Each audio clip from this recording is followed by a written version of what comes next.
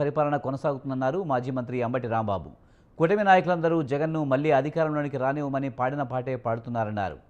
పూర్వం ఒక సినిమాలో పెళ్లి చూపులకు వెళ్లి ఈ చొక్కా నాదే, ఈ చొక్కా నాదే అని పలుమార్లు చెప్పినట్లు ఉందన్నారు. తాము అధికారంలో ఉన్నామన్నదే మర్చిపోయినట్లున్నారన్నారు. ప్రజల్లో కూటమి ప్రభుత్వంపై వ్యతిరేకత పెరిగిందని చంద్రబాబుకు తెలిసే డైవర్షన్ పాలిటిక్స్ మొదలుపెట్టారని ఆరోపించారు.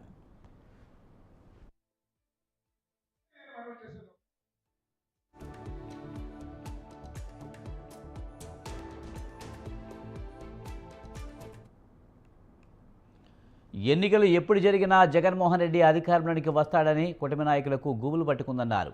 రాష్ట్రమంతటా వైసీపీ నాయకులపై అక్రమ కేసులు పెడుతున్నారని, కక్షపూరితంగా వ్యవహరిస్తున్నారని మండిపడ్డారు.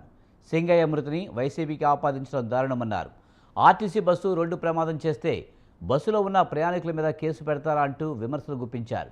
గుంటూరులో నిర్వహించిన పశ్చిమ నియోజకవర్గ వైఎస్ఆర్సీపీ నేతల సమావేశంలో పశ్చిమ నియోజకవర్గ వైసీపీ ఇన్ఛార్జిగా మాజీ మంత్రి అంబటి రాంబాబు నియమితులయ్యారు. ఈ సందర్భంగా ఆయనకు అభినందనలు తెలిపారు.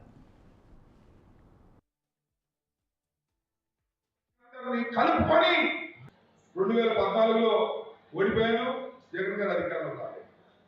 మొన్న ఓడిపోయాను, జగన్ గారు అధికారంలో రాలేదు. రేపట్లో 2 సార్లు ఓడిపోయాను, రాజశేఖర రెడ్డి గారు అధికారంలో రాలేదు. అంటే what is the sentiment? Ambati Rambabu గెలిస్తేనే రాష్ట్రంలో ఆ పార్టీ అధికారంలోకి వస్తుంది అనేది నా సెంటిమెంట్. కాబట్టి మీ అందరికీ నేను మనవి చేసేది ఒకటి, కొన్ని వాస్తవాలు మనం అంగీకరిద్దాం. గుంటూరు 2 అనేది కొద్దిగా టఫ్ సీట్ అని అనుకుంటున్నారు. నాకు తెలుసు అది టఫ్ సీట్ కాదు. నేను చాలా సందర్భాల్లో చూసా. జయరాంబాబు గారు, మహమ్మద్ జానీ గారు కాంబినేషన్లో గెలిచారు, 2 సార్లు గెలిచారు. ఇదే సీట్లో కన్నా లక్ష్మణ గారు కాంగ్రెస్ పార్టీతో గెలిచారు. అంటే కాంగ్రెస్ వారసత్వ పార్టీ మనం ఎంత కాదనుకున్నా కూడా, కానీ ఎక్కడో ఏదో లోపం జరుగుతుంది, ఎక్కడో ఏదో అప్రమత్తంగా లేకపోవడం జరుగుతుంది, ఎక్కడో కొంత తేడా ఉంది.